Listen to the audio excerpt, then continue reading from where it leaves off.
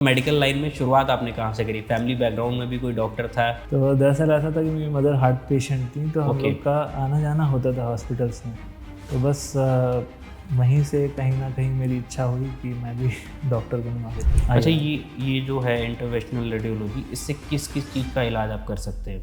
उन बीमारियों का मैं बताऊंगा आपको जो लोगों को नहीं पता है। अच्छा, कोई एक ऐसा केस हो जो बहुत ज़्यादा आपको याद आता हो कि आपने आप उसको करा था और बहुत फेमस रहा हो? कि बच्चा जो था वो बिल्कुल नीला पड़ा हुआ था, उसकी पूरी बॉडी, उसकी टंग और पूरा नीला रहता था वो, और उसकी सेचुरेशन जो होती थी वो 50-60 रहती थी। आपकी अब तक की सबसे बड़ी सर्जरी कितने घंटे की हुई है? मैंने करीब 10 घंटे तक किया है। तो ये भी पॉसिबल है कि मान लीजिए बच्चेदानी का ऑपरेशन है, तो बच्चेदानी का ऑपरेशन इंटरवेंशनल रेडियोलॉजी से पॉसिबल है? तो हम लोग उस ट्यूमर को निकालेंगे नहीं, हम सिर्फ उसकी ब्लड सप्लाई को ख़त्म कर देंगे। अच्छा, आपकी लाइफ का अभी तक का सबसे हार्ड केस कौन सा रहा जो बहुत टफ रहा? अपनी लाइफ का सबसे चैलेंजिंग केस, मेरे पास एक बच्ची थी, मतलब शी वाज अराउंड 18 ईयर्स, ठीक है, टीनेजर थी, and her both parents expired in accident. जैसे आपने लीवर की बात बताई, तो लीवर क्यों बढ़ जाता है लोगों को? स्पेशली जो लोग देसी दारू पीते हैं उन्हें बहुत होता है। एक प्रॉब्लम और भी रहती है आज की डेट में, सबसे ज़्यादा आ रही है, जैसे पुरुषों में स्पर्म की कमी रहती है, महिलाओं में एज प्रॉब्लम्स रहती है, तो ये भी रेडियोलॉजिस्ट से कनेक्टेड कहीं ना कहीं रहता है, आप लोग देखते होंगे कि ये क्यों होती है? जो एक डिजीज़ है जिसकी वजह से स्पर्म काउंट घट जाता है, जिसकी वजह से इनफर्टिलिटी होती है मेल्स में, 33% ऑफ मेल्स में, मतलब 1/3 मेल्स में यही कारण होता है। अच्छा सर, 30 सेकंड में कोई 5 ऐसे मेथड, यानी जो 5 ऐसे डाउट्स लोगों को रहते हैं, उनको थोड़ी एक तो ये है कि अल्ट्रासाउंड के लिए खाली पेट होना ज़रूरी है। ऐसा ये ज़रूरी कंपलसरी है? नहीं, कंपलसरी है, नहीं कंपलसरी है? नहीं। दूसरा है कि आपको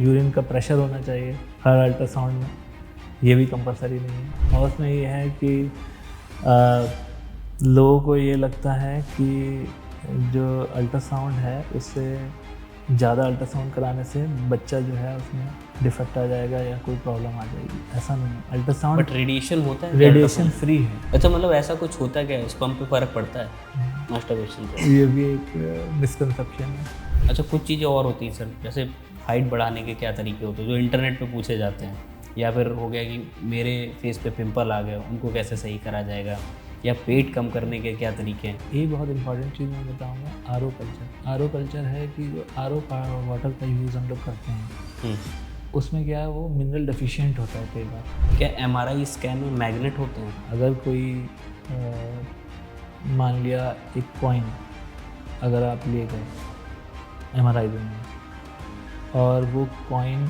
इतनी फोर्स से जाके हिट करेगा कि उससे डेथ हो सकती है। कौन सा ऐसा टेस्ट है जो हर साल लोगों को कराना चाहिए? 40 साल तक कोई टेस्ट की ज़रूरत नहीं, सब मार्केटिंग गिमिक है कॉर्पोरेट हॉस्पिटल्स की, जो आप रेगुलर चेकअप कराइए। अगर सर आपको एक दिन का हेल्थ मिनिस्टर बना दिया जाए, तो आप क्या फैसले लेंगे? किसी ने अपने 4 से 5 करोड़ रुपए लगाए डॉक्टर बनने के लिए, और वो डॉक्टर बना, तो वो चाहेगा कि उसके जो भी पैसे हैं वो रिकवर हों।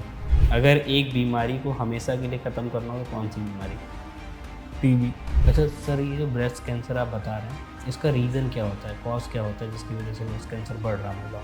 फीमेल यूजुअली इसलिए नहीं करा पाती हैं कि वो वर्किंग है या उनका लाइफस्टाइल जो है वो डिफरेंट है। अगर एक दिन के लिए बॉलीवुड मूवी में डॉक्टर बनना हो, तो आप कौन सी फिल्म का रोल करेंगे?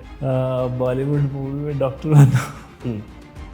आज द मिलौर शो के खास मेहमान हैं उत्तर प्रदेश के जाने माने international radiologist doctor Shahbaz Khan. बहुत बहुत स्वागत है आपका सर द मिलौर शो में।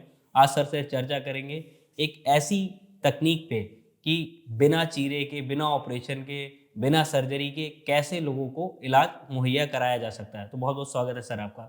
शुक्रिया वैभव। तो सबसे पहले तो सर शुरुआत करते हैं कि आप मतलब मेडिकल लाइन में शुरुआत आपने कहाँ से करी? फैमिली बैकग्राउंड में भी कोई डॉक्टर था, या अपनी खुद की इच्छा हुई कि मेडिकल लाइन में जाना है? मैं बता दूं अपने बारे में, मेरा ताल्लुक़ शाहजहाँपुर से है, और मैं वहाँ के एक गांव में, मिस्रीपुर मेरे गांव का नाम है, तो वहाँ मेरी पैदाइश हुई। तो स्टार्टिंग से फैमिली में कोई डॉक्टर नहीं था, दूर दूर तक पूरे ख़ानदान में कोई डॉक्टर कोई भी नहीं था। तो दरअसल ऐसा था कि मेरी मदर हार्ट पेशेंट थी, तो हम लोग का आना जाना होता था हॉस्पिटल्स में।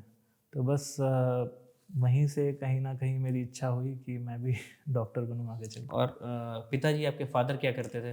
फादर हमारे जो थे वो उनका बिजनेस था, आलू का स्टोर है वहाँ पर ओके। शाहजहाँपुर में। तो वो बिज़नेस करते थे, वो चाहते भी थे कि मैं बिज़नेस ही में जाऊं, बट मेरी मदर की ये इच्छा थी कि मैं पढूं।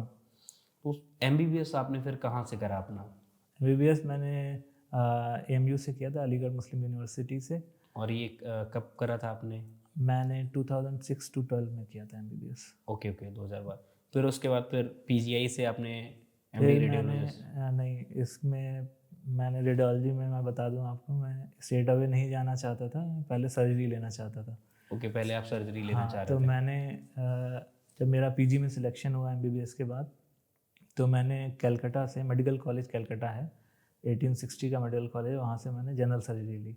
ऐसा 1 साल पहले जनरल सर्जरी मैं ली? जनरल सर्जरी ली, 1 साल नहीं, मैंने करीब 2 हफ्ते 3 हफ्ते मैंने जनरल सर्जरी की। क्लासेस ली? हाँ, जनरल सर्जरी की। जनरल सर्जरी में मुझे बहुत ज़्यादा, मैं थोड़ा लेज़ी था और बहुत ज़्यादा मेहनती नहीं था मैं। तो जब मैं सर्जरी में गया तो बहुत ज़्यादा हेक्टिक लगा मुझे शेड्यूल वहाँ का, तो मैंने सर्जरी छोड़ के रेडियोलॉजी ले ली। ये कॉन्सेप्ट बढ़िया, मतलब जनरल सर्जरी बहुत हेक्टिक लगा कि यार उसको छोड़ो, रेडियोलॉजी ले जाए। फिर मुझे कुछ चाह, दिन बाद आपने चेंज कर लिया? हाँ, मैंने 2 हफ्ते बाद सेकंड काउंसलिंग में, पीजी में काउंसलिंग होती है, okay. First counselling, second counselling, third counselling, तो आप थर्ड काउंसलिंग तक चेंज कर सकते हैं। तो आपने एमडी रेडियोलॉजिस्ट अपना कहाँ से करा?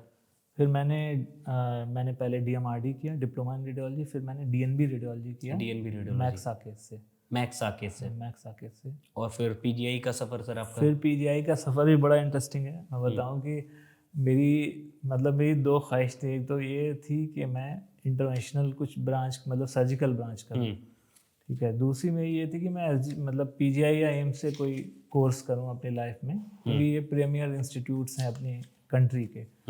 तो ये हुआ कि मैं सिर्फ, मुझे पीजीआई जाना था और वहाँ से कुछ करना था, ये नहीं था कि मैं इंटरवेंशन में ही जाना चाहता था तब तक। फिर मैंने डीएनबी के बाद पीडीसीसी इंटरवेंशन रेडियोलॉजी की एसडीपीजीआई लखनऊ से। तो जब मैं एसडीपीजीआई गया तब तक भी मैं बहुत ज़्यादा इंटरवेंशन के बारे में नहीं जानता था, और मेरी ये नहीं थी कि मैं इंटरवेंशन में जाऊँ। बट वहाँ पे मैंने कुछ केसेस ऐसे किए कि उसके बाद मेरा ये मन हुआ कि नहीं, इसी में करियर बनाना है। नहीं, बट ये तो आपको बहुत लेजी नहीं लगता था? मतलब ऐसा तो नहीं लगता था बहुत हैक्टिक हो यार बहुत? क्योंकि इसमें भी रहता है ना कि इसमें सर्जरी का क्या है कि आपने एक सर्जरी करी, फ्री हो गए। रेडियोलॉजी में क्या है कि बैक टू बैक पेशेंट आता रहता है। Intervention radiology is just like surgery. ये भी हैक्टिक है, बट इसमें लेबर वाला काम नहीं, इसमें दिमाग वाला काम ज़्यादा है। तो एमएस सर्जन आपको लगता है कि लेबर वाला काम करता है? ये है कि इसमें आपको, कहीं ना कहीं आपको बहुत नॉलेज चाहिए, आपको इमेजिंग की पूरी नॉलेज होना चाहिए, आपको इंटरप्रेट करना आना चाहिए। This requires a next level of नहीं, आपके कुछ दोस्त यार भी जनरल सर्जरी में होंगे, आप बोल रहे हैं कि बहुत लेबरी वाला काम रहता, तो बाद में मैसेज आपको ना करे कि भैया कौन सा लेबरी वाला काम करता है यार, हम लोग भी डॉक्टर है। पर्सपेक्टिव अलग अलग हो सकता है। हो सकता है मेरे लिए, मेरी पर्सपेक्टिव से जो चीज़ ज़्यादा अच्छी हो, वो उनके पर्सपेक्टिव से कम अच्छी हो।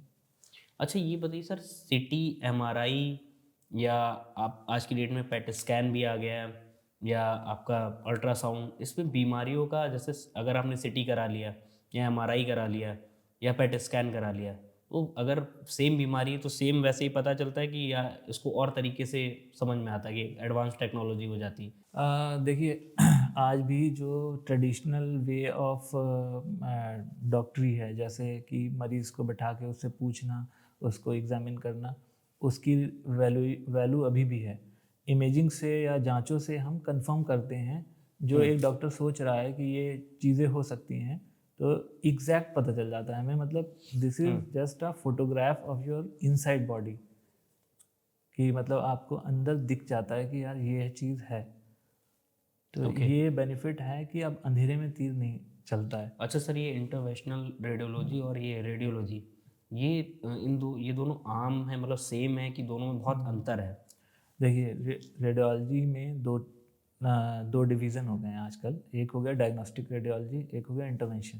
डायग्नोस्टिक रेडियोलॉजी में रेडियोलॉजी की जो मेथड्स हैं जैसे सीटी, एक्सरे, अल्ट्रासाउंड, एमआरआई, इनके ये द्वारा नॉर्मल रेडियोलॉजी में अपना आ गया। इनके द्वारा हम अगर कोई बीमारी की जांच करते हैं या पता करते हैं कि बीमारी है कि नहीं, डायग्नोस करते हैं, तो इसको कहते हैं डायग्नोस्टिक रेडियोलॉजी। इंटरवेंशन रेडियोलॉजी होगा कि अगर हम इन्हीं के माध्यम से, एक्सरे के माध्यम से या अल्ट्रासाउंड के माध्यम से हम कोई प्रोसीजर करें बॉडी के अंदर, उसको कहते हैं इंटरवेंशन रेडियोलॉजी। अच्छा, ये जो है इंटरवेंशनल रेडियोलॉजी, इससे किस किस चीज़ का इलाज आप कर सकते हैं और किस चीज़ का इलाज आप नहीं कर सकते हैं? इससे बहुत सारी बीमारियों का इलाज किया जा सकता है। उन बीमारियों का मैं बताऊंगा आपको जो लोगों को नहीं पता है। फॉर एग्ज़ाम्पल, अगर ब्रेन में स्ट्रोक हुआ है या लकवा मारा है, तो हम लोग उस जो थक्का जमा है उसको हम निकाल सकते हैं, नसों के अंदर से तार डाल के उसको निकाल सकते हैं बिना ऑपरेशन के, एक्सरे में देख के या कैथ लैब में। तो एक तो ये है। दूसरा है कि ये तो ब्रेन की बात आपने कर ली कि ब्रेन में आप ये कवर कर ब्रेन सकते की हैं। होगी। दूसरा हो गया कि बॉडी में कहीं पे भी ब्लीडिंग हो रही है, तो उसकी नस को इंटरनल ब्लीडिंग हो रही है। इंटरनल ब्लीडिंग हो रही है, तो जो नस फट गई है या ब्लीड कर रही है, उसको हम लोग इंटरवेंशन रेडियोलॉजी के माध्यम से बंद कर सकते हैं, बिना चीरे बिना टाके के ऑपरेशन करके। और उसी दिन या उसके अगले दिन हम छुट्टी भी कर सकते हैं पेशेंट की। नॉर्मली ऐसे मरीज़ महीने महीने भर हॉस्पिटल में रहते थे। नहीं सर, हम लोग जैसे सुनते हैं ना, जैसे गांव में कहन कि इंटरनल ब्लीडिंग हो गई डेंगू के टाइम, ख़त्म हो गए वो लोग, तो क्या डेंगू पॉसिबल है इससे सुरक्षित करना, कि या सर्जरी तक ही सीमित है ये? नहीं, डेंगू से मतलब ये है कि डेंगू में तो ब्लीडिंग प्लेटलेट की कमी की वजह से होती है। नहीं, तो वो भी पेट के अंदर ही होती है सर ना? हाँ, लेकिन उसमें नस नहीं फटती है, ओके। उसमें प्लेटलेट की कमी होती है और ब्लीडिंग होती है। तो उसमें तो प्लेटलेट चढ़ाएंगे तो ब्लीडिंग बंद हो जाएगी। लेकिन कई बार ऐसे होता है, जैसे फॉर एग्जांपल किसी को चोट लग गई, एक्सीडेंट हो गया, उसकी नस फट गई पेट की, अब ब्लीड कर रही है, पेट में खून भर रहा है तो उसको हम लोग बंद कर सकते हैं। अच्छा, उसको आप लोग उसको बंद कर सकते हैं। या कभी किसी को अल्सर है पेट में और अल्सर के अंदर नस फट गई, या फिर कई बार जैसे लीवर ख़राब हो जाता है, सिरोसिस हो जाती है, तो उसमें नसों के गुच्छे बन जाते हैं, उनसे ब्लीडिंग होती है, तो उसको हम लोग बंद कर सकते हैं।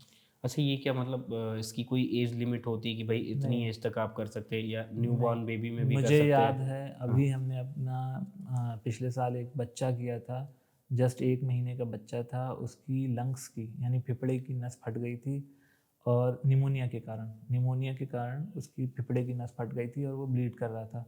बच्चा 1 किलो का था और वो जब भी ब्लीड करता था, वो हर बार में 30-40 ml उसका ब्लड निकल जाता था। जब भी क्या करता था? जब भी ओके, उसका ब्लीड करता था। जब भी ब्लीड मुंह से आता था, ब्लड आता था, तो वो 30-40 ml ब्लड आता था। ओहो। तो उसकी हम लोगों ने नस बंद करी थी, तो बच्चा बिल्कुल ठीक हो गया और अभी जो है वो मतलब 6 महीने का होगा, बिल्कुल फिट हो गया। अच्छा, ये मतलब जो इंटरनल चीज़ें न्यूबॉर्न में भी अगर है तो वो भी इससे आप कवर कर सकते हैं? न्यू बॉर्न से लेकर एल्डरली तक। इसमें कोई बेसिकली क्या है कि इसमें हमें एनेस्थीसिया देना नहीं है, जनरल एनेस्थीसिया देना नहीं है, क्योंकि बच्चों में या एल्डरली में most of the complication anaesthesia के होते हैं। तो लोकल एनेस्थीसिया तो देते होंगे सिर्फ आप? सुन करके हम लोग करते हैं सारे प्रोसीजर्स, क्या मोस्ट ऑफ क्या करके? अच्छा, सुन करके लोकल एनेस्थीसिया। लोकल एनेस्थीसिया में। तो वो तो हम बच्चे में भी दे सकते हैं, बड़े में भी दे सकते हैं। तो इस वजह से इसकी कोई एज से कोई कॉन्ट्राइंडिकेशन नहीं है। अच्छा सर, ब्रेन स्ट्रोक और फॉलिस, इन सब में इंटरवेंशनल रेडियोलॉजी का क्या असर होता है? मतलब आप कितने घंटे में क्योर कर सकते हैं पेशेंट को? इंटरवेंशन रेडियोलॉजी में जो बहुत रीसेंट डेवलपमेंट और बहुत बेहतरीन डेवलपमेंट ये आया है कि हम लोग जो ब्रेन की नसें ब्लॉक हुई हैं, जिसकी वजह से स्ट्रोक हुआ है या फालिश पड़ी है, उन नसों को हम खोल सकते हैं। तो पेशेंट कितने घंटे में आपके पास आ जाए? उसका एक विंडो पीरियड 6 से 12 घंटे में अगर पेशेंट आ जाता है, मतलब जितनी जल्दी आए और जितनी जल्दी हम खोलेंगे उतने अच्छे रिजल्ट्स होते हैं। बट 12 घंटे तक भी हम इसको कहते हैं मैकेनिकल थ्रोम्बेक्टमी, ये हम कर सकते हैं। ओके, मतलब पेशेंट आपके पास आएगा तो 6 घंटे में उसको या 12 घंटे में उसको कवर कराया जा सकता है? हाँ, मतलब ये है कि उसका जो फालिश है, जैसे हाथ पैर नहीं चल रहा है या बोल नहीं पा रहा है, वो बिल्कुल ठीक अच्छा, ये पढ़ता क्यों है? पहले तो यही जानना जरूरी है कि आता क्यों है। ब्रेन स्ट्रोक बेसिकली ब्रेन की नस में कोई क्लॉट फंस जाने से क्या होता है कि ब्रेन की जो ब्लड सप्लाई है वो बंद हो जाएगी। तो 8 मिनट जो है, 8 मिनट में ब्रेन के सेल्स डेथ होना शुरू हो जाती है, ठीक है, जैसे ही उसकी ब्लड सप्लाई बंद होगी। और 12 घंटे के बाद ये ऑलमोस्ट फिर परमानेंट हो जाती है। तो अगर हम इस ड्यूरेशन में उसको रीस्टैब्लिश का मतलब उसकी ब्लड सप्लाई फिर से हम खोल दें, तो क्या होगा कि उसके जो सेल्स हैं वो बच जाएंगे। तो जो हाथ पैर नहीं चल रहे हैं आदमी के या ज़बान, वो ग्रेजुअली जो है उसकी धीरे धीरे रिकवर कर जाएगी और बिल्कुल आदमी चलने फिरने लगेगा, बोलने लगेगा, बिल्कुल नॉर्मल हो जाएगा। क्या फिर ये रिपीटेड होता है? ये भी हम लोग देखेंगे कि स्ट्रोक हुआ तो उसके क्या कारण थे, हार्ट की वजह से था या कैरोटिड की वजह से था, तो जो अंडरलाइंग कारण है उसको भी हम लोग कोशिश करेंगे कि ठीक करें ताकि दोबारा ना हो। अच्छा, क्या ये टेक्नोलॉजी आज की डेट में हर बड़े हॉस्पिटल में उपलब्ध है कि मतलब गिने चुने ही जगह उपलब्ध है? हर बड़े हॉस्पिटल में उपलब्ध नहीं है, लेकिन ज़्यादातर बड़े हॉस्पिटल्स में उपलब्ध होती है ये। हम्म। मतलब मान के चलिए 200-250 बेड के जो भी हॉस्पिटल्स रहते हैं उसमें ये सुविधा उपलब्ध रहती है। तो इसको मतलब इस सुविधा के लिए कैथ लैब होना कंपलसरी कैथ रहता लैब है हॉस्पिटल में? कैथ लैब ज़रूरी है, जो बड़े केसेस हैं उसके लिए ज़रूरी है। छोटे केसेस के लिए अल्ट्रासाउंड और सीटी स्कैन से भी काम चल जाता है। अल्ट्रासाउंड और सिटी स्कैन अगर है उस हॉस्पिटल में उससे भी हम तो लोग उससे संभव हो जाता है। अच्छा, रेडियोलॉजी में नई तकनीक कौन कौन सी आ रही है? जैसे पेट स्कैन का आपने बात करी, क्योंकि आप रेडियोलॉजी से भी ताल्लुकात रखते हैं, तो उसमें और कौन कौन सी नई तकनीक आ रही हैं?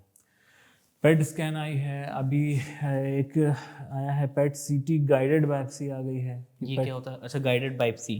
अभी तक हम लोग सिटी गाइडेड बायोप्सी करते थे, अब पेट सिटी गाइडेड बायोप्सी भी कर रहे हैं कि पेट सिटी में देखकर बायोप्सी करें।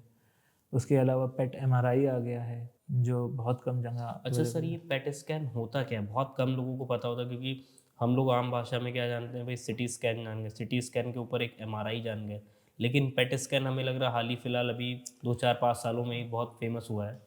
पेट स्कैन में बेसिकली नॉर्मल जैसे सीटी होता है उसी तरीके से स्कैन किया जाता है, मशीन भी सीटी की होती है और साथ में उसमें इनबिल्ट होता है जो पेट होता है, उसमें बेसिकली हम लोग कुछ दवाइयाँ इंजेक्ट करते हैं जो रेडियो एक्टिव होती हैं। कंट्रास्ट। हाँ, वो हम्म। नॉर्मली हम लोग कॉन्ट्रास्ट देते हैं, हम्म। पेट सिटी में हम लोग रेडियो एक्टिव कॉन्ट्रास्ट देते हैं। ओके। रेडियो एक्टिव कॉन्ट्रास्ट जो है वो ट्यूमर्स जो होते हैं, कुछ स्पेशल ट्यूमर्स जो भी होते हैं वो लेते हैं, उसको अपटेक ज़्यादा लेते हैं, तो उससे हमें आइडेंटिफाई हो जाता है कि हाँ यहाँ यहाँ ट्यूमर है। वो सिटी में भी दिखेगा बट पेट सिटी में और बेहतर दिखता है। अच्छा, कोई एक ऐसा केस हो जो बहुत ज़्यादा आपको याद आता हो कि आपने उसको करा था और बहुत फेमस रहा हो उत्तर प्रदेश में? एक छोटा बच्चा था करीब 8-10 साल का, उसके फादर जो थे वो बहुत एक्सट्रीमली मतलब पैसे की कमी थी, मौज़िन थे मस्जिद के, और बच्चे के साथ ये हो रहा था कि बच्चा जो था वो बिल्कुल नीला पड़ा हुआ था, उसकी पूरी बॉडी, उसकी टंग और पूरा नीला रहता था वो, और उसकी सेचुरेशन जो होती थी वो 50-60 रहती थी, जो पल्स ऑक्सीमीटर में सेचुरेशन आती है वो 60 से ऊपर नहीं जाती थी, SpO2। तो उसका सीटी स्कैन वगैरह कराया गया तो उसमें जो है नसों के बड़े बड़े गुच्छे मिले हमें लंग्स के अंदर। उससे क्या हो रहा था कि सारा ब्लड जो था वो लंग्स में ऑक्सीजनेट होने के बजाय डायरेक्ट शंट हो जा रहा था अवे फ्रॉम लंग, तो उससे बच्चे की ऑक्सीजन लेवल नहीं बढ़ता था। ऑक्सीजन लेवल नहीं बढ़ता था तो बच्चे की हाइट नहीं बढ़ रही थी, ग्रोथ रुकी हुई थी, बच्चा नॉर्मल बच्चों की तरह खेल कूद नहीं पा रहा था। उसके बाद हम लोगों ने उसको इंटरवेंशन रेडियोलॉजी के माध्यम से कॉयलिंग एक प्रोसीजर होता है, उसको हम लोगों ने कॉयल से बंद किया। तो जब पहली बार बंद किया तो उसका ऑक्सीजन जो था 80 के अराउंड आ गया। जब फिर हम लोग ने एक बार और ये प्रोसीजर रिपीट किया तो उसका अभी करंटली 90 के ऊपर है, उसका ब्लूइश वो ख़त्म हो गया। तो एक चीज़ होती है कि ना छोटे बच्चों से माँ बाप को बहुत अटैचमेंट होता है, आपको भी अटैचमेंट होता है, तो जब वो ठीक होते हैं तो बहुत अच्छा लगता है, मतलब उस खुशी को नहीं बयान किया जा सकता। अच्छा सर, आप लोग जो ऑपरेशन करते हैं, ये ऑपरेशन कैसा होता है? सर्जिकल ऑपरेशन क्या होता है कि सर्जिकल तरीके से करते हैं? इसमें क्या बहुत बिना कुछ कट लगाए कैसे करके करते हैं? हाँ, इसमें हम लोग कोई कट और सूचर नहीं देते हैं, इसमें एक पेन की नोक के बराबर एक होल करते हैं, उससे हम एक गाइड वायर कहते हैं, एक वायर ले कितने जाते हैं। mm का वायर होता है आपका? मतलब आप मान के चलिए 1 mm या उससे भी पतला, उससे भी पतला वो वायर नसों में जाता है? नसों के अंदर से जाता है। स्पेशली जब हम लोग ब्रेन के केसेस करते हैं तो उसमें और पतला वायर ले जाते हैं और सॉफ्ट वायर ले जाते हैं, ताकि कोई इंजरी ना हो उसके अंदर, ट्रॉमा ना हो। अगर हम मोटा वायर ले जाएंगे तो इंजरी हो सकती है। मतलब it depends on the type of vessel या जिस नस में हमें जाना है उसके हिसाब से हम वायर चूज़ करते हैं। अच्छा सर, ये जब सर्जरी आप करते होंगे तो खुद के लिए भी बड़ा बहुत हेक्टिक होता होगा। अगर आपने जैसे बताया स्टार्टिंग में यार हेक्टिक था तो मैं एमएस छोड़ दिया, एमएस सर्जरी छोड़, लेकिन ये तो और भी ज़्यादा हेक्टिक लगता है क्योंकि बहुत पतला सा वायर, फिर उसको ले जाना, कहीं कोई दिक्कत ना हो, कहीं कोई समस्या ना हो। इसमें इंटरेस्ट बहुत आता है मुझे इस काम में, इसलिए मैं कर लेता हूँ 6-6 घंटे खड़े रह के। 6-6 घंटे खड़े होके आप करते हैं? बिल्कुल। अच्छा, आपकी अब तक की सबसे बड़ी सर्जरी कितने घंटे की हुई है? मैंने करीब 10 घंटे तक किया है। 10 घंटे? हाँ, और किस चीज़ इवन की? मैं मान के चलिए मतलब एक दिन नहीं हुआ तो अगले दिन फिर किया, मतलब ऐसे भी होता अच्छा, है। 10 घंटे आपने इधर दिया, फिर अगले दिन फिर समय। अगले दिन फिर से उसी पेशेंट में लगे रहे, लेकिन फाइनली जब केस हो जाता है, जब सक्सेस हो जाता है, तब बहुत अच्छा लगता है। जैसे और मतलब आपको अब किसी को ब्लीडिंग हो रही है, पेशेंट को इंटरनल ब्लीडिंग हो रही है और उसकी सर्जरी भी नहीं हो सकती, उसको सर्जिकली ठीक नहीं किया जा सकता, उसके पास एक ही ऑप्शन है कि आप उस नस तक पहुंच जाएं और उस नस को बंद कर दें तो पेशेंट बच सकता है। और आप उस नस तक पहुंच नहीं पा रहे हैं, जब तक आप पहुंचेंगे नहीं तब तक बंद, क्योंकि नसें बहुत घूमी हुई होती हैं अंदर। मेन जो प्रॉब्लम आती है अंदर ही अंदर, नस के अंदर से एक से दूसरे के अंदर पहुंचने में दिक्कत आती है। तो जब उसमें अगर आप पहुंचेंगे नहीं, बंद नहीं कर पाएंगे, पेशेंट मर जाएगा, बचेगा नहीं। तो सर वो जो वायर होता है, वायर अंदर जाके क्या मतलब सूचरिंग करता है वो? वायर को अंदर ले जाके उसके वायर के ऊपर से एक पतला सा ट्यूब होता है, उसको कैथेटर कहते हैं। कैथेटर के अंदर से हम लोग ग्लू होता है, कई चीज़ें होती हैं जिससे हम लोग बंद करते हैं नस को। ग्लू से करते हैं या कॉयल डाल के करते हैं। उससे क्या होता है, ब्लड जम जाता है वहाँ पर। ब्लड जम जाता है तो ब्लीडिंग रुक जाती है। और जो ब्लड जमा होता है उसको क्या बाहर भी निकालते होंगे उसी वायर से, नहीं, जो कि वो उसी के अंदर रहता ब्लड है? जमा दिया है तो वो बॉडी फिर हील कर लेती है। अच्छा, हील कर लेती बॉडी खुद ही?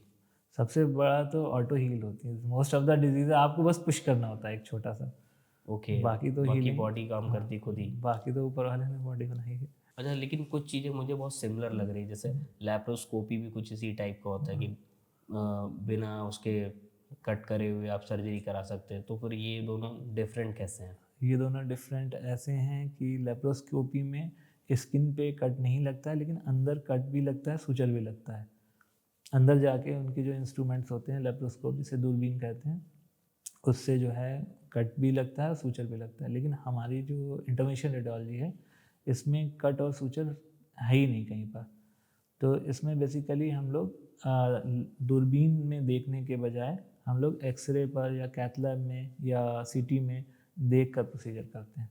तो क्या मतलब ये भी पॉसिबल है कि मान लीजिए बच्चेदानी का ऑपरेशन है, तो बच्चेदानी का ऑपरेशन इंटरवेंशनल रेडियोलॉजी से पॉसिबल है? है, जैसे फाइब्रॉइड्स होते हैं, यूट्राइन फाइब्रॉइड्स, या मतलब फिर आप निकालेंगे उसको, अलग कर देंगे, कि उसको रिपेयर कर देंगे? नहीं, हम लोग क्या करते हैं कि जो जैसे यूट्राइन फाइब्रॉइड है या रसौली जिसे कहते हैं यूट्राइन की, तो हर ट्यूमर की एक ब्लड सप्लाई होती है जिससे उसे न्यूट्रिशन मिल रहा है, जिससे वो ग्रो कर रहा है। अगर आप उस ब्लड सप्लाई को बंद कर दें तो वो श्रिंक कर जाएगा और बॉडी उसको अब्जॉर्ब कर लेगी धीरे धीरे करके अगले 6-8 हफ्ते में। तो हम लोग उस ट्यूमर को निकालेंगे नहीं, हम सिर्फ उसकी ब्लड सप्लाई को ख़त्म कर देंगे। अच्छा, अंदर ब्लड सप्लाई ख़त्म कर दी तो न्यूट्रिशन नहीं मिलेगा तो श्रिंक कर जाएगा। तो उससे तो सर फिर कैंसर का भी इलाज संभव है जहाँ तक? कैंसर का इलाज है, हम लोग लिवर कैंसर का स्पेशली इस तरीके से इलाज करते हैं। उसमें हम लोग नस भी बंद करते हैं ट्यूमर की, और हम लोग कीमोथेरेपी भी देते हैं। अब हमारे कीमोथेरेपी देने में ये फ़र्क होता है कि हमने सिर्फ उस ट्यूमर की नस में ही कीमोथेरेपी दी है, उसका पूरी बॉडी पे कोई इफेक्ट नहीं आएगा। साइड इफेक्ट नहीं जाएगा? कोई साइड इफेक्ट नहीं आएगा, कोई बाल नहीं झड़ेंगे, कोई हार्ट पे इफेक्ट नहीं पड़ेगा। ये बहुत बड़ा बेनिफिट है। तो बट ये आम कीमो से सस्ती रहती है कि महंगी रहती है? जैसे नॉर्मल कीमो कोई लगवाता है तो 10 से 15 हज़ार रुपये का डिस्चार्ज होकर निकल जाता है, ये महंगा रहता है कि सस्ता पड़ता है? ये थोड़ा सा मतलब जो सामान यूज़ करते हैं हम लोग, कैथेटर और गाइड वायर, वो कॉस्टली होता है। मतलब वो मान के चलिए आप 40-50 हज़ार का पड़ता है एक कीमो? हाँ, एक कीमो में। तो हम लोग का प्रोसीजर 1 लाख में होता है ये। हम्म। थोड़ा सा कॉस्ट ज़्यादा है इंटरवेंशनल रेडियोलॉजी के प्रोसीजर्स की। उसकी मेन वजह ये है कि हमारा जो इंस्ट्रूमेंट्स हैं, मतलब जो गाइड वायर्स हैं या जो सामान है, वो कॉस्टली होता है। वन टाइम ही यूज़ करते हैं? और वन टाइम यूज़ कर सकते हैं, उसे हम रीयूज़ कर नहीं सकते। जैसे ब्रेन है, ब्रेन में जब नस फट जाती है, एन्यूरिज्म उसको बोलते हैं, तो हम लोग जब उसको बंद करते हैं तो उसकी कॉस्ट आती है 4 से 5 लाख। ओह, और ओपन सर्जरी करा के आप उसको करेंगे तो 1.5 से 2 लाख में हो जाएगा आपका। तो मेन जो डिफरेंस है वो प्रोसीजर चार्ज तो उतना ही होता है, 50,000 या 1 लाख, इससे ज़्यादा नहीं होता। मेन है कि जो हम 3-4 लाख उसमें कॉइल लग जाता है, अच्छा, कॉइल लग जाता है, कॉइल लग जाता है सामान। लेकिन फ़ायदा ये रहता है कि ओपन बॉडी ओपन नहीं होती, ये इसका सबसे मतलब वो बड़ा जो प्लस 3 लाख एक्स्ट्रा लग रहे हैं वो वर्थ है, वर्थ है, आने वाले समय के लिए आप क्योंकि सुरक्षित रहेंगे। आपका आईसीयू चार्ज बच जाएगा। भाई जो पेशेंट 10 दिन आईसीयू रहना था वो 2 दिन में चला जाएगा, तो आपका वहाँ बच गया पैसा। तो अगर आप ओवरऑल देखेंगे तो आप बेनिफिट में रहेंगे आईआर प्रोसीजर से, मतलब total cost versus procedure cost. अच्छा, जो फिर हार्ट की सर्जरी होती है तो ये भी फिर पॉसिबल होगी, क्योंकि हार्ट में भी अब बहुत सारी सर्जरीज आ गई हैं जो बिना उसके हो जा रही हैं, जैसे वॉल्व चेंज। पहले पूरा खुल के होता था, हाँ, अब नॉर्मल नस के थ्रू वॉल्व लगा दिया जाता है। उसमें कितना टाइम लगता है? आधा 1 घंटा, आधा 1 घंटा। और नॉर्मल सर्जरी में कितना समय लगता था? 3-4 घंटे। 3-4 घंटे। तो बहुत बड़ी टेक्नोलॉजी है, लेकिन सर इसकी अवेयरनेस क्यों नहीं है, लोगों तक पहुंच क्यों नहीं पा रहा है? अवेयरनेस इसलिए नहीं है कि एक तो इंटरवेंशन रेडियोलॉजिस्ट बहुत कम है, मतलब ऑल ओवर इंडिया 100 लोग होंगे। ओके। दूसरा जहाँ ये हम लोग कर सकते हैं जैसे कैथ लैब, उसकी पेनिट्रेशन बहुत कम है, कैथ लैब बहुत कम हॉस्पिटल्स में है। तीसरे महंगा है थोड़ा, और चौथे बाकी जो स्पेशलिस्ट हैं उनको पता नहीं है, या डेलिबरेटली पेशेंट्स जो हैं वो नहीं रेफ़र करते हैं। अवेयरनेस की कमी है। अवेयरनेस की, अगर अवेयरनेस लोगों को हो जाए, क्योंकि आज की डेट में हर व्यक्ति के पास तो इंश्योरेंस है, तो इंश्योरेंस इसको भी कवर कर सकता है आराम से। हाँ इंश्योरेंस कवर्ड है। कुछ चीज़ों में आई है अवेयरनेस, जैसे मैं बताऊँ अपनी पर्सनल प्रैक्टिस में, जब मैंने प्रैक्टिस शुरू की थी तब में और अब में ये फ़र्क, मुझे 8-10 साल हो गए हैं इसको प्रैक्टिस करते हुए।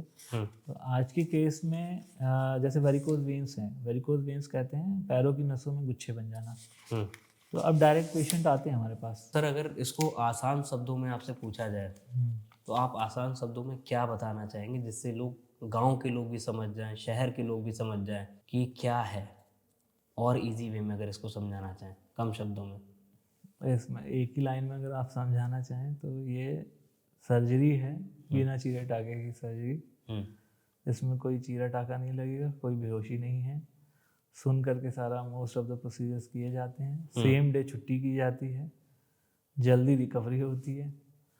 और यही सबसे अच्छा तो यही है मरीज़ के लिए कि वो जितनी जल्दी फिट होगा उतना जल्दी वो अपनी एक्टिव लाइफ में। अच्छा, कभी कभी ऐसा भी होता होगा, कुछ मरीज होते होंगे तो डरते होंगे टेस्ट करवाने में इसके, तो उनको कैसे समझाते हैं आप, क्योंकि अवेयरनेस तो है नहीं लोगों के पास इस चीज़ को लेके?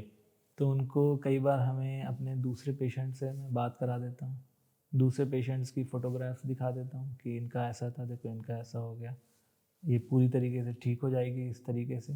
तो लोग समझते हैं। दूसरे आजकल यूट्यूब पे भी बहुत सारे वीडियोस होते हैं, मैं बोल देता हूँ कि आप देख लीजिए, तो इस तरीके से लोग समझ जाते हैं और प्रोसीजर्स के लिए तैयार होते हैं। लोगों को आप क्या सलाह देना चाहेंगे, खासकर से जैसे नसों को लेके और कैंसर को लेके? लोगों के लिए मतलब मेरी यही सलाह रहेगी कि अपनी डाइट्स पर ध्यान दें, अपनी रोज़मर्रा की एक्सरसाइज पर ध्यान दें, और कोशिश करें कि आपको बीमारी हो ही ना।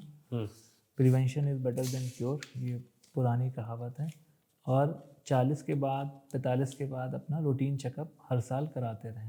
अच्छा, कोई ऐसे 5 आसान टिप्स आप बता दी जिसको लोग डेली फॉलो कर सके, फिर भी अपना थोड़ा सा बचे रहे इन सब चीज़ों से, कैंसर हो गया या फिर आने वाली और जो चीज़ें हैं, क्या क्या ऐसी चीज़ें होती हैं जिनसे थोड़ा बचे, जिसकी वजह से कैंसर कम हो सके? सबसे पहले तो तंबाकू का सेवन बिल्कुल ना करें, सिगरेट स्मोकिंग, गुटखा, ये सब बिल्कुल बंद करें। लेकिन जो दूसरा कर रहा है उसको रोक थोड़ा ना सकते हैं? जैसे आज की डेट में तो क्या है कि आप बाहर निकलिए, आप भले ना करो लेकिन पास वाला तो कर ही रहा है। तो उसमें तो ऐसे विचित्र प्राणियों को कैसे रोका जाए? खुद ही हट जाए वहाँ से। दूसरा है व्यायाम, एक्सरसाइज रेगुलर, आधे घंटे सप्ताह में कम से कम 5 बार, आधे घंटे योगा, मेडिटेशन। और एक अपना सबसे इम्पॉर्टेंट है कि आपका एक क्लोज ग्रुप बनाएं, फ्रेंड्स का या रिलेटिव्स का या किसी का भी, जिनके साथ आप ना अपनी सारी परेशानियों को भूल कर सब कुछ, स्ट्रेस बस्टर ग्रुप जिसे कहते हैं, ओके। वो ज़रूरी, क्योंकि लोग अब तन्हा हो गए हैं, अकेले हो गए हैं, लोग मोबाइल में लगे रहते हैं, उससे आपका स्ट्रेस लेवल बढ़ेगा, कार्डियक प्रॉब्लम्स बढ़ेंगी। तो कैंसर का तो नहीं पता मुझे स्ट्रेस से बढ़ता है, लेकिन कार्डियक ज़रूर बढ़ता है। तो वो एक स्ट्रेस बस्टर ग्रुप ज़रूरी है। तीसरा तो ये है। और चौथा? और चौथा है कि आप रेगुलर चेकअप कराइए। और पांचवा है डाइट, अच्छी डाइट लीजिए। कोई भी बहुत सारे जैसे फैट है उसको अपने डाइट में आप कम लीजिए, या रेड मीट है उसका सेवन कम करिए। बहुत सारी चीज़ें हैं जिसको अवॉइड करके आप बीमारियों से डेली डाइट में क्या खाना चाहिए आम लोग जो खा सकते हो आराम से? डेली डाइट में जो आपकी कल्चरल हैबिट्स के हिसाब से हो, बस उसमें ये है कि आप फ्रूट्स लें, वेजिटेबल्स, सैलड है, वेजिटेबल्स हैं, ये लें, मतलब एक बैलेंस डाइट लें। हाँ, ऐसा जिससे कोई ऐसा कुछ नहीं है कि आप पर्टिकुलर एक फ्रूट ही, जैसे कहते हैं कि an apple a day keeps a doctor away, तो ऐसा नहीं है। आप अपने चॉइस के हिसाब से, अपनी कल्चरल हैबिट्स के हिसाब से balance diet is most important. अच्छा, आपकी लाइफ का अभी तक का सबसे हार्ड केस कौन सा रहा है जो बहुत टफ रहा हो, जिसको लेके आप बहुत परेशान हुए हो, फिर बाद में उस आपने सक्सेसफुली तरीके से उसको कर दिया हो? अपनी लाइफ का सबसे चैलेंजिंग केस, मेरे पास एक बच्ची थी, मतलब शी वाज अराउंड 18 ईयर्स, ठीक है, टीनेजर थी, and her both parents expired in a accident. Oh. तो वो बच्ची के मामा जी सारा उसका इलाज करा रहे थे। तो उसका था कि उसकी गर्दन की नस फट गई थी, जो नस ब्रेन को सप्लाई करती है। ओके। तो अब उसमें ये था कि उसको ब्लीडिंग को भी बंद करना है, और ब्रेन पे भी कोई इफेक्ट ना आए, मतलब उस ब्लड सप्लाई को बंद करके ब्रेन की सप्लाई हैम्पर नहीं होना चाहिए, वरना उसको फालिश हो जाएगी। तो उसको हम लोगों ने किया था। और अब वो बच्ची आती है मेरे पास, बिल्कुल फिट है, बिल्कुल ठीक है।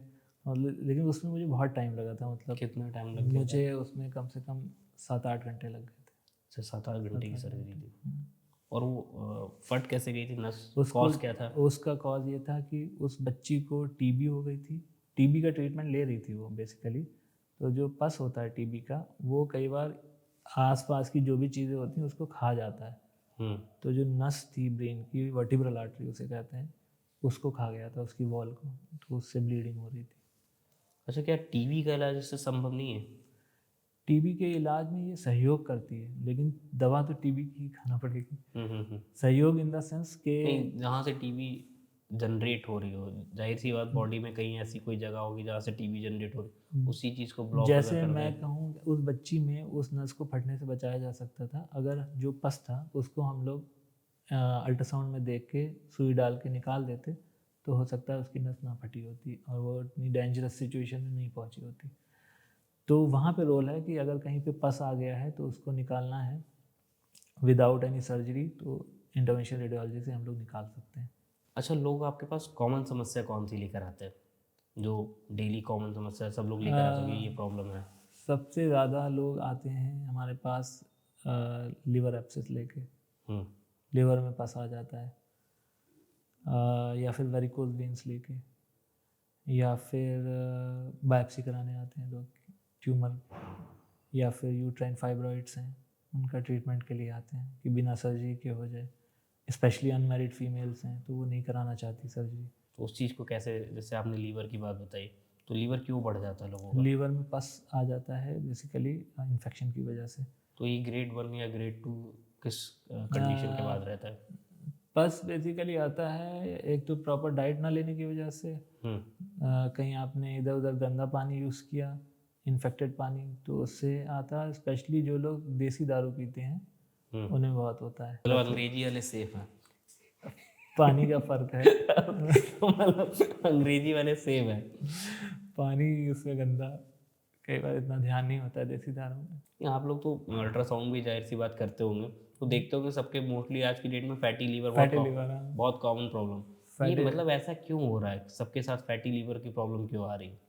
कुछ लोग तो ऐसे होते हैं अल्कोहल भी नहीं लेते उसके बाद भी फैटी प्रॉब्लम होती है, फैटी लीवर की प्रॉब्लम होती है। देखिए फैटी लीवर अगर आपका without any derangement of liver enzymes है, कि इंजाइम्स नॉर्मल हैं, तब वो प्रॉब्लमेटिक नहीं है। कई बार जेनेटिक भी होता है, अच्छा, जेनेटिक भी हाँ, होता है ये चीज़। लेकिन अगर वो फैटी लिवर आपके लिवर को गड़बड़ कर रहा है, यानी लिवर के फंक्शन को अफेक्ट कर रहा है, तब उसको ट्रीट कराना ज़रूरी होता है। और आजकल आप जानते हैं सेडेंटरी लाइफस्टाइल है, एक्सेस ऑफ जो हम लोग खाना पीना कैं ये सब ले रहे हैं, बाहर के खाने खा रहे हैं, घर का बना हुआ नहीं खा रहे हैं। स्पेशली जो ये कैन फूड है, या जो हाई फैटी जैसे चिप्स हैं, कोल्ड ड्रिंक हैं, जिसमें बहुत ज़्यादा शुगर इनटेक है, तो ये सारी चीज़ें रिस्पॉन्सिबल हैं फैटी एक लिवर। प्रॉब्लम और भी रहती है आज की डेट में, सबसे ज़्यादा आ रही है, जैसे पुरुषों में स्पर्म की कमी रहती है, हाँ महिलाओं में एज प्रॉब्लम्स रहती है, हाँ तो ये भी रेडियोलॉजिस्ट से कनेक्टेड कहीं ना कहीं रहता है, आप लोग देखते होंगे जी। कैसे, ये क्यों होती है, इसका क्या प्रॉब्लम रहता है? देखिए, जो स्पर्म काउंट है हम्म, वो आ, कई चीज़ों पे डिपेंड करता है, ठीक है। आपके सबसे इम्पोर्टेंट है खाने पीने के, उस पर डिपेंड करता है, आपके सोने पर डिपेंड करता है, स्ट्रेस पर डिपेंड करता है, ये सारी चीज़ें बहुत इंपॉर्टेंट है। उसके अलावा जो एक डिज़ीज़ है जिसकी वजह से स्पर्म काउंट घट जाता है, जिसकी वजह से इनफर्टिलिटी होती है मेल्स में, 33% ऑफ मेल्स में, मतलब 1/3 मेल्स में यही कारण होता है। 100 में से 33 देखिए, मेल मैंस को भी प्रॉब्लम है। सबसे इंटरेस्टिंग चीज़ ये है कि इनफर्टिलिटी में 33% वुमेन कॉजेज़ होते हैं, 33% मेल कॉजेज़ होते हैं, 33% अननोन कॉजेज़ होते हैं। जो ओके। 33% मेल्स में कॉजेज़ हैं, उसमें से भी 33% में वेरिकोसील होती है, तो वो रिस्पॉन्सिबल होती है लो स्पर्म काउंट के लिए। वेरिकोसील क्या होती है कि जो उसके स्पर्म टेस्टिस के चारों तरफ नसों के गुच्छे बन जाते हैं, उसको वेरिकोसील कहते तो हैं। ये भी इससे सही कर सकते हैं, हाँ, इंटरनेशनल रेडियोलॉजी से और ये भी सही 2 हो जाएगा? घंटे में पेशेंट आएगा और चल के घर जाएगा। तो ये जो लोग आईवीएफ जाते हैं, तो मुझे लग रहा है आईवीएफ की जगह आपके पास आना चाहिए ना? आईवीएफ में मतलब सबसे पहले तो आपको डॉक्टर को दिखाना चाहिए, वो सर्च करे कि कॉज़ क्या है। अगर फीमेल कॉज़ है या मेल कॉज़ है, मेल में क्या कॉज़ है। क्या फीमेल में भी ये कॉज होता है जो आपने बताया अभी? फीमेल में इसका जो वो होता है पेल्विक कंजेशन सिंड्रोम होता है, हम्म, उसमें उनकी जो ओवेरियन वेन्स हैं वो गुच्छे बन जाते हैं, फूल जाती हैं, उससे दर्द होता है उनको। इनफर्टिलिटी तो नहीं होती लेकिन दर्द बहुत होता है। Pelvic pain, chronic pelvic pain होता है, उसको पेल्विक कंजेशन सिंड्रोम कहते हैं, जो कि दवाइयों से ठीक, मतलब टेम्परेरी रिलीफ मिलता है, फिर हो जाता है। परमानेंट रिलीफ चाहिए तो हाँ, आपके पास आए। उसमें हम लोग कर सकते हैं पेल्विक कंजेशन सिंड्रोम में। ओवेरियन आर्टरी एम्बोलाइजेशन होता है, ओवेरियन वेन एम्बोलाइजेशन, सॉरी। अच्छा, चंदन हॉस्पिटल में इंटरवेंशनल रेडियोलॉजी के लिए क्या क्या चीज़ें अवेलेबल है? आप चंदन हॉस्पिटल से भी हैं।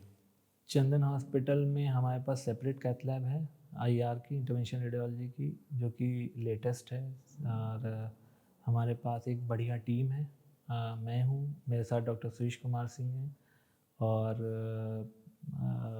और भी हमारे पास काफ़ी सारा स्टाफ है इससे रिलेटेड। और हमारे पास सारे पैनल्स हैं, गवर्नमेंट पैनल्स, इंश्योरेंस, आयुष्मान, सारा कुछ है।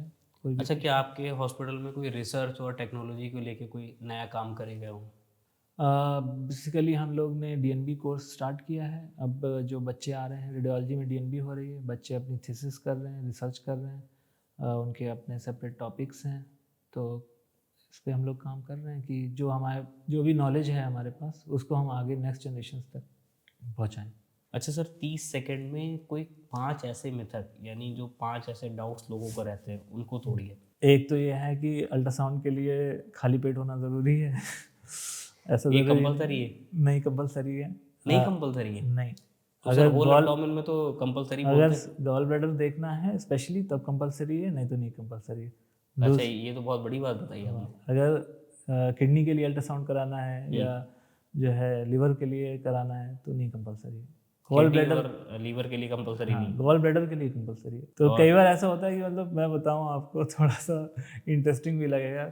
पेशेंट हैं, उनको पेनकेटाइटिस हो रखी है, हम्म, या कोई और बीमारी ऐसी है जिसमें पेन हो रहा है उन्हें बहुत, और वो बेचारे लाइन में वो बाहर वेटिंग एरिया में बैठे हुए पानी पी रहे हैं, या खाली पेट का इंतज़ार कर रहे हैं कि अब जो है हम कराएं, जबकि उनका अल्ट्रासाउंड तुरंत ही हो अच्छा, जाना होल चाहिए। एब्डोमेन में गॉल ब्लैडर भी तो देखा जाता होगा? होल एब्डोमेन में देखा जाता है, लेकिन कई बार ऐसा होता है कि हम होल एब्डोमेन तो कराते हैं, लेकिन हमारा मकसद मोटिव होता वो नहीं है, रहता। मोटिव वो नहीं रहता कि हम गॉल ब्लैडर पर फोकस करें।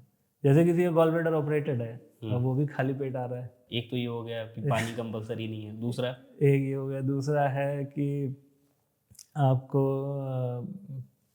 यूरिन का प्रेशर होना चाहिए हर अल्ट्रासाउंड में, ये भी कंपलसरी नहीं है। ऐसा ये भी कंपलसरी नहीं है। ये सिर्फ किडनी का अल्ट्रासाउंड है या ब्लैडर का है या प्रोस्टेट का है, उसमें होना चाहिए। तीसरा जो मिसकंसेप्शन है, मैं यूजुअली रेडियोलॉजी से रिलेटेड बता रहा हूँ। नहीं रेडियोलॉजिस्ट से रिलेटेड चाहिए, क्योंकि रेडियोलॉजी में जाके लोग पहले कराते हैं ना, अल्ट्रासाउंड हो गया, सिटी हो गया, एमआरआई हो गया। तीसरा जो मिसकंसेप्शन है कि जैसे एमआरआई जो है, अगर कोई भी मेटल इम्प्लांट बॉडी में लगा हुआ है तो एमआरआई नहीं करा सकते। ऐसा नहीं है कि अच्छा। बहुत सारे मेटल एमआरआई कॉम्पेटिबल इम्प्लांट होते हैं जिसमें आप एमआरआई करा सकते हैं, और इम्प्लांट पुराना है, जैसे स्टेंट 6 महीने पुराना है तो वो फिक्स हो जाता है उसमें, तो उसमें आप एमआरआई करा सकते हैं। चौथा है कि भैया होल बॉडी एमआरआई आपने करा ली तो आपको सबसे बढ़िया जांच वही है, होल बॉडी एमआरआई करा लो, जो भी होगा पूरी पता चल जाएगा पूरी बॉडी में कहाँ पे क्या है। हाँ, पूरी बॉडी में ऐसा कुछ नहीं है, ऐसा कुछ भी नहीं है। नहीं, ऐसा नहीं है। इवन मैं बताऊं कि जब होल बॉडी कोई कराता है ना, तो उसमें हम लोग क्या करते हैं कि हर पार्ट के कम कम सीक्वेंस लेते हैं, क्योंकि पूरी बॉडी कवर करना है। तो उसमें कई बार हो सकता है कि कोई बीमारी मिस हो जाए, इसलिए जब भी एमआरआई कराएं तो पहले डॉक्टर से सलाह लें तब कराएं, और स्पेसिफिक पार्ट का कराएं। और पांचवा ऑप्स में बता दीजिए अच्छा कुछ आप। ऑप्स में हाँ, ऑप्स में ये है कि लोगों को ये लगता है कि जो अल्ट्रासाउंड है उससे ज़्यादा अल्ट्रासाउंड कराने से बच्चा जो है उसमें डिफेक्ट आ जाएगा या कोई प्रॉब्लम आ जाएगी। ऐसा नहीं है। अल्ट्रासाउंड बट रेडिएशन होता है, रेडिएशन फ्री है। Ultrasound radiation free. एक्सरे में रेडिएशन होता है। हाँ, मैं जो है एक्सरे और सीटी में रेडिएशन होता है, अल्ट्रासाउंड और एमआरआई में रेडिएशन नहीं होता है। एमआरआई में भी रेडिएशन नहीं नहीं, एमआरआई में रेडिएशन नहीं है। तो मतलब ये है कि जो गर्भवती महिलाएं हैं वो अपना जितनी बार भी चाहे अल्ट्रासाउंड करा सकती है डॉक्टर साहब के हिसाब से। हाँ, अल्ट्रासाउंड आप कितनी बार भी करा सकते हैं। अच्छा, ये सच में लोगों को नहीं पता था। लोगों को घर में रहता नहीं कि भाई आपने 5 अल्ट्रासाउंड करा दिए, 6 अल्ट्रासाउंड, तो अल्ट्रासाउंड की वजह से ये दिक्कत हो गई या वो दिक्कत हो गई, लेकिन ये गलत है पूरी तरीके से, मिथक है। 1 मिनट में आप सबसे आम हेल्थ मिथक बताइए जो सबसे ज़्यादा कॉमन हो हेल्थ से रिलेटेड। हेल्थ से रिलेटेड ना, हेल्थ से रिलेटेड एक्सरसाइज फॉर एग्जांपल है। एक्सरसाइज तो आपका हर तरीके का दर्द जो है वो एक्सरसाइज से चला जाएगा, ऐसा नहीं है। कई बार आपको रेस्ट करना होती है कई सारे दर्द के लिए। मान लिया मसल पुल हो गया, मसल स्पाज्म हो गया, तो उसमें रेस्ट से आराम मिलेगी, एक्सरसाइज से। बहुत लोग कहते हैं कि फिजियोथेरेपी करा लो सही हो जाएगा। एक दूसरा है कि an apple a day keeps doctor away, ऐसा नहीं है। ये भी मतलब स्लोगन ही है खाली, ये स्लोगन है। बट मतलब इससे जनरल सेंस निकाल सकते हैं कि आप फ्रूट्स वेजिटेबल्स और हेल्दी डाइट लें तो आप को शायद हॉस्पिटल जाने की ज़्यादा ज़रूरत ना पड़े। हाँ, बट ऐसा नहीं कि आप डेली एक एप्पल खा लें तो आप जो है पहलवान बन गए। ये पॉसिबल नहीं है। और हेयर फॉल पे बता दीजिए। हेयर फॉल पे हेयर फॉल पे क्या है कि हाँ, शायद आज की जनरेशन हेयर फॉल को लेके बहुत ज़्यादा कंफ्यूज रहती है। कंफ्यूज रहती है ना। लोग समझते हैं जैसे एक्सेस ऑफ मास्टरबेशन से हेयर फॉल हो जाते हैं आपके न्यूट्रिशन निकल जाते हैं। ये भी एक मिसकंसेप्शन है। अच्छा, मतलब ऐसा कुछ होता क्या है, स्पर्म पे फर्क पड़ता है मास्टरबेशन से? नहीं। फीमेल्स को लेके कुछ? फीमेल्स को लेकर ये है कि लोग समझते हैं कि जैसे स्पेशली फीमेल्स को जो पेनिस का साइज़ है वो बड़ा होना चाहिए। स्पेशली जो ऑनलाइन मूवीज़ और ये सब देखते हैं जो यूथ, वो इन्फीरियरिटी कॉम्प्लेक्स का शिकार हो जाते हैं कि हमारा तो ये ड्यूरेशन नहीं रहता है या ये साइज़ नहीं रहता है। तो ऐसा कुछ नहीं है, ऐसा ये भी मिसकंसेप्शन है। मेन इसमें फोर प्ले, आफ्टर प्ले, इन सब चीज़ का ज़्यादा रोल रहता है।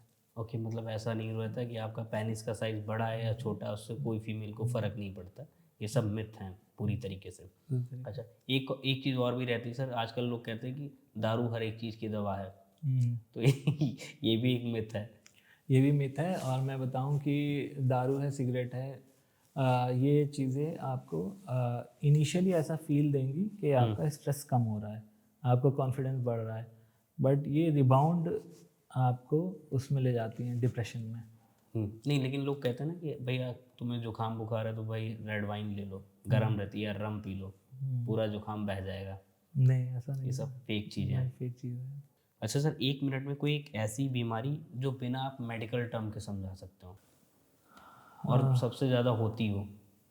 आई थिंक मुझे लग रहा है गायनी में यूट्रस की प्रॉब्लम सबसे ज़्यादा रहती है। हाँ, और कई यूट्रस। बार यूट्रस के ऑपरेशन ऐसे भी होते हैं कि हो सकता है कि वो मेडिसिन से कवर हो सकते हो, लेकिन यूट्रस निकाल दिए जाते हैं। हाँ, यूट्रस में सफ़ेद पानी की प्रॉब्लम लोग फीमेल्स अक्सर कहती हैं, तो उनको लगता है कि नहीं यूट्रस में कोई प्रॉब्लम आ गई है, लेकिन ऐसा नहीं होता है। कई बार सफ़ेद पानी नॉर्मल भी होता है, वो डिस्चार्ज होता है, वो लुब्रिकेंट होता है, और कई बार इन्फेक्शन भी होता है, लेकिन वो ठीक हो जाता है। उसके लिए यूट्रस निकालने की ज़रूरत नहीं होती है। मैं बताऊं आपको एक अपने करियर से रिलेटेड इस चीज़ पर एक इंटरेस्टिंग चीज़ बताता हूं कि मैं जब वहाँ रांची से डीएमआरडी कर रहा था, तो वहाँ अक्सर यंग फीमेल्स आती थी 20 to 30 एज की, उनके यूट्रस ओवरी नहीं होते थे।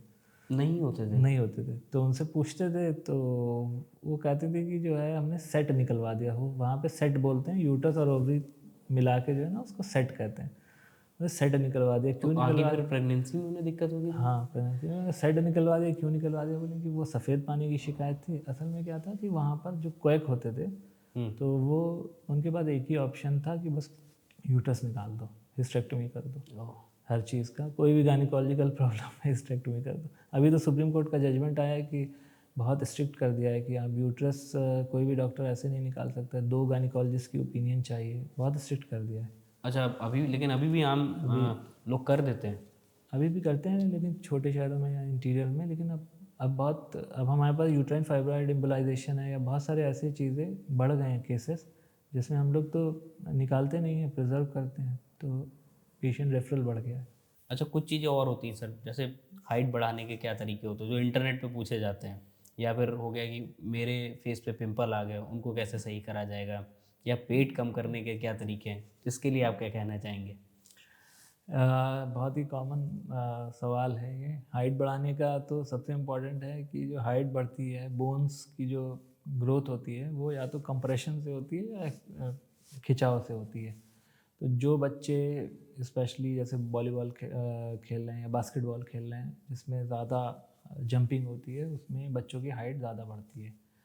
तो सिंपल सा चीज़ है कि जो भी आपकी ग्रोइंग एज है बोन्स की, तब तक मतलब 18-20 साल तक अगर बच्चा जो है वो एक्टिव है स्पोर्ट्स में, तो उसकी हाइट बढ़ेगी। दूसरा है जेनेटिक, सबसे इम्पोर्टेंट जेनेटिक है। अगर माँ बाप की हाइट कम है, तो बच्चे की हाइट कम होने के ज़्यादा चांसेस हैं। ठीक है। ओके। तीसरा है बच्चा जो है फिट और हेल्दी रहेगा, तो जाहिर सी बात है उसकी हाइट अपनी नॉर्मल जो भी उसकी हाइट होगी पहुँचेगी, स्टंट नहीं होगा। तो ये जो तमाम तरीके के प्रोटीन मार्केट में बिकते रहते हैं, इनका कोई मतलब नहीं है? नहीं, हाइट बढ़ाने की दवा लीजिए, 7 दिन में असर देखिए। नहीं, बच्चे के लिए सबसे अच्छा प्रोटीन दूध का है, मिल्क है, एग है। ओके। ये सब बहुत कैल्शियम रहेगा तो कैल्शियम रहेगा उसमें, प्रोटीन भी रहेगा, हाइट बढ़ेगी। और हाँ, धूप में ज़रूर बच्चा निकले। विटामिन डी जरूर चाहिए। विटामिन डी के लिए आजकल फ्लैट्स का सिस्टम है, कल्चर है, तो उसमें विटामिन डी डेफिशिएंसी रहती है। और जो विटामिन डी की टैबलेट्स ले लेते हैं, क्या वो सही है? विटामिन डी लिया जा सकता है अगर डॉक्टर धूप की में नहीं सलाह निकल पर। पा रहे हैं तो टैबलेट अपना यूज़ कर सकते हैं। हाँ, एक बहुत इंपॉर्टेंट चीज़ मैं बताऊंगा, आरओ कल्चर। आरओ कल्चर है कि जो आरओ वाटर का यूज़ हम लोग करते हैं, हम्म उसमें क्या है वो मिनरल डेफिशिएंट होता है कई बार। हम्म, मतलब मिनरल्स नहीं होंगे। हट ही जाते हैं पूरी तरीके से। भाई बोन्स में क्या है आपके, कैल्शियम है, मैग्नीशियम है, सारे मिनरल्स हैं ना। हम्म। तो अगर मिनरल डेफिशिएंट पानी पियेंगे तो जाहिर सी बात है हाइट नहीं बढ़ेगी बच्चों की। लेकिन एक प्रॉब्लम ये भी रहती है ना कि कहते हैं कि अगर आरओ का पानी नहीं पीजिए तो फिर पथरी होने लगती है, ये सब आरओ प्रॉब्लम भी का आती है। पानी नहीं पीने से, हाँ, मतलब नॉर्मल पानी आप पीजिए तो कैल्शियम जमा होता चला जाता है, फिर पथरी होने लगती है। हाँ, ये मिसकंसेप्शन है। हम्म यूजुअली अगर आप का ग्राउंड वाटर क्लीन है, सबमर्सिबल यूज़ कर लगा हुआ है, उसकी पानी की क्वालिटी अच्छी है, तो there is no use of using RO water. ये सब मार्केटिंग गिमिक हैं। आप अच्छा, मतलब जो घर का पानी जो फिर सर ये टीडीएस का फिर खेल क्या है? क्या टीडीएस बढ़ा हुआ है, टीडीएस कम है, टीडीएस ज़्यादा है? टीडीएस की एक रेंज है, उतनी टीडीएस यूज़ कर सकते हैं। ऐसा नहीं है कि बिल्कुल मिनिमम टीडीएस पे ही है। इसीलिए टीडीएस जो नॉर्मली आरओ की आजकल आ रही है, वो जो रिक्वायर्ड बॉडी की है उससे भी कम है। तो मिनरल डेफिशिएंट इसीलिए आप देखिए कि ओल्ड एज में कितना फ्रैक्चर हो रहे हैं। पहले की ज़माने में लोग फिट रहते थे ज़्यादा, हड्डी वड्डी नहीं टूटती थी, आजकल बहुत जल्दी टूट रही है। ओके, ये प्रॉब्लम है सच में। कैल्शियम डेफिशिएंट है बोन्स, मिनरल डेफिशिएंट। या तो फिर आप सप्लीमेंट साथ में फिर लेते रहिए। हाँ, या तो सप्लीमेंट लीजिए। अच्छा, सप्लीमेंट से एक और क्वेश्चन भी है, जो जिम में लोग जाते हैं प्रोटीन लेते हैं, हाँ, जैसे प्री वर्कआउट लेते हैं, आफ्टर वर्कआउट लेते हैं, तो ये क्या मतलब फ़ायदेमंद रहता है कि नहीं? प्रोटीन ले सकते हैं, वे प्रोटीन ले सकते हैं, वे प्रोटीन ले सकते हैं, लेकिन स्टेरॉइड्स नहीं लेना है। वो ज़्यादा नुकसान करते हैं, स्टेरॉइड्स नुकसान करते वो भी आजकल लोग लेते हैं ना। हैं। और प्रोटीन भी अपनी बॉडी कैपेसिटी के हिसाब से लेना है। Excess of everything is harmful. बहुत ज़्यादा एक्सेस, लेकिन प्रोटीन जो है वो किडनी पे फिर किडनी को यूरिया और अमोनिया जो भी प्रोटीन के बाई प्रोडक्ट्स हैं उसकी जो साइकिल है, तो वो तो किडनी को एक्सक्रीट करना है ना, किडनी खराब हो नहीं, जाती एक्चुअली लोग जाते हैं ना, पेट का मोटापा जब बढ़ जाता है तब लोग जिम जाना शुरू करते हैं। तो मोटापे को कैसे रोका जाए बिना जिम जाए, आपके पास कुछ इसका जवाब है? बात है इसका जो है डाइट है सबसे इम्पोर्टेंट, कि आप ऑयली फूड्स और जो इस तरह के हाई कैलोरी फूड्स हैं उसको अवॉइड करिए। आप अपना कैलकुलेट करिए बॉडी चार्ट, बॉडी वेट के हिसाब से, कितना एज के हिसाब से, हाइट के BMI हिसाब निकालिए से, पहले। कि कितना आपको कैलोरी चाहिए उसके हिसाब से। दूसरा है आप इंटरमिटेंट फास्टिंग कर सकते हैं, उससे भी आपका फैट लॉस होता है। मतलब ये भी दो टाइप की होती है, मतलब कैसे, डे में रखना चाहिए कि नाइट में रखना चाहिए? फास्टिंग फास्टिंग तो डे का ही ज़्यादा डे का इम्पोर्टेंट है, हाँ, क्योंकि दिन में ही ज़्यादा आदमी। ये कुछ लोग बोलते हैं कि 7 बजे के बाद भाई कुछ नहीं खाना है, 7 बजे से फिर लेके फिर अगले दिन आप 7-8 बजे खाइए। दोनों ही इफ़ेक्टिव हैं, दोनों ही इफेक्टिव दोनों है। इफ़ेक्टिव हैं, और कुछ ना कुछ तो करना चाहिए। ओके। वीक में कम से कम 1 या 2 बार तो एटलीस्ट फास्ट आदमी रख ले। लेकिन ये था ना, जब हम लोग गांव में रहते थे तब ये सब प्रॉब्लम नहीं, जैसे आप शाहजहाँपुर के हैं तो शाहजहाँपुर में भी अगर देखिए अभी भी जो लोग रूरल से जुड़े हुए हैं उनको ये सब प्रॉब्लम नहीं है। ये सब जो बीमारी है, पेट निकलना हो गया, पिंपल्स आना हो गया, कहते हैं शहर की बीमारी है, आपको लग गई है, हवा नहीं मिल पा रही है शहर में एक्सरसाइज कम, आप कम दूर चलते हैं। आप जैसे इवन आप जिस घर में रह रहे हैं, अगर आपका घर थोड़ा बड़ा हो, आप देखिए आपको ज़्यादा स्टेप्स हो जाएंगे, आपकी ज़्यादा कैलोरी बर्न आउट हो जाएगी। अच्छा, स्टेप्स का खेल होता है कि दिन में 10,000 कदम चलने चाहिए, कंपलसरी ज़रूरी है क्या?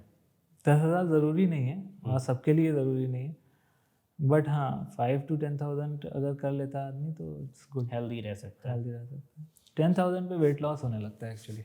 अच्छा, वेट लॉस होने लगता है। 10,000 स्टेप्स पे हम्म, वेट लॉस होने लगता है, मतलब मोस्टली जो लोग जिस हिसाब से एवरेज इंडियन खाता है उसके हिसाब से, कैलोरी इनटेक के हिसाब से 10,000 पे वेट लॉस होता है। अच्छा, कुछ चीज़ें रहती हैं सर, डॉक्टर वर्सेस इंटरनेट, ये सबसे ज़्यादा चलता है। क्या गर्म पानी पीने से फैट पिघलता है? नहीं लेकिन लोग रहते ना, सुबह नींबू डाल के और गर्म पानी पीना शुरू कर देते हैं, उससे कुछ ऐसा नहीं होता? नहीं, देखिए जब भी आप पानी पीते हैं, चाहे वो ठंडा हो चाहे गर्म, वो आपका जो स्टमक का टेम्परेचर है, स्टमक के टेम्परेचर पे सेट हो जाएगा थोड़ी देर में। क्या मोबाइल रेडिएशन से ब्रेन ट्यूमर होता है? नहीं, ये भी मतलब फेक ही है। अच्छा, क्या आयुर्वेद में हर बीमारी का इलाज है और डॉक्टर इसे छुपाते हैं? एलोपैथ में नहीं है, किसी भी उसमें हर बीमारी का इलाज नहीं है। कभी कभी ऐसा होता होगा कि आप किसी शादी में गए हुए हैं, लोग फ्री में कंसल्टेशन मांगने लगते हैं, ऐसा हुआ है कभी? बात कंसल्टेशन तो दूसरी चीज़ हो गई, लोग अपने बारे में बताने लगते हैं अपनी पूरी कहानी, इसीलिए हम लोग जो है सबसे लास्ट में जाते हैं। जब शादी मतलब आखिरी पड़ाव पर होती तो मेहमान पूरे निकल जाते फिर। सबसे लास्ट में जाते हैं, क्योंकि दिमाग भी थक जाता है। अच्छा, दूसरी चीज़ ये है कि कंसल्टेशन देने, देखिए डॉक्टर जब अपने चेम्बर में कंसल्टेशन देता है तो माइंड वैसा लगता है। तो उसका माइंड फोकस्ड रहता है। अब आप चलते चलते अगर किसी से पूछेंगे, गाड़ी में बैठा हुआ है, वो जा रहा है कहीं, पूछेंगे डॉक्टर साहब ये परेशानी हो गई है, दवाई बता दीजिए, तो ना आपसे सही से और समझ बाद में फिर कहेंगे डॉक्टर साहब की दवा फ़ायदा नहीं करी।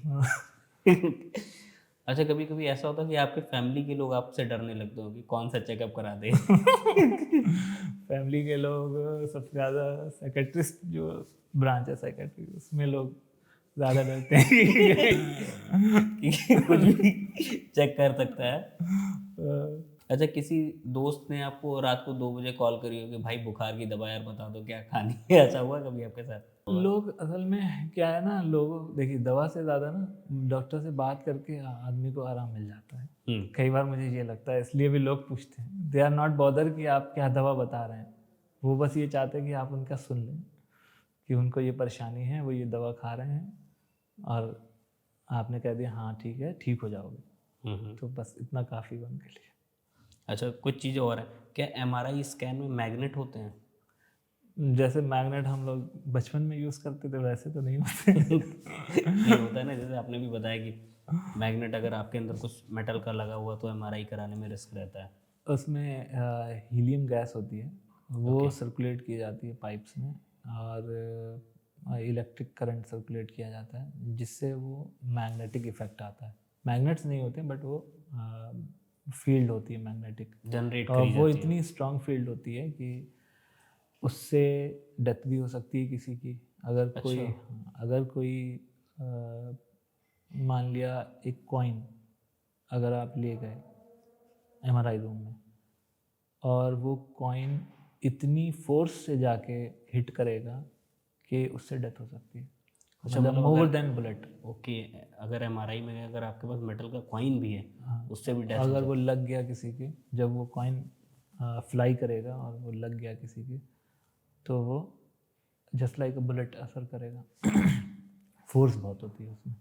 ये वो 3 पूरा टेस्ला राउंड मतलब, करती होगी। हाँ 3 टेस्ला। मैं एक बहुत इंटरेस्टिंग चीज़ बताऊँ, मतलब एक बार मैं मैक्स साकेत में था, मेरी नाइट ड्यूटी थी, रेडियोलॉजी रूम में बैठा था मैं। तो क्या हुआ कि एक नया नया ना अटेंडेंट आया था, जो अटेंडेंट होते पेशेंट को उठाते हैं और लिटाते हैं।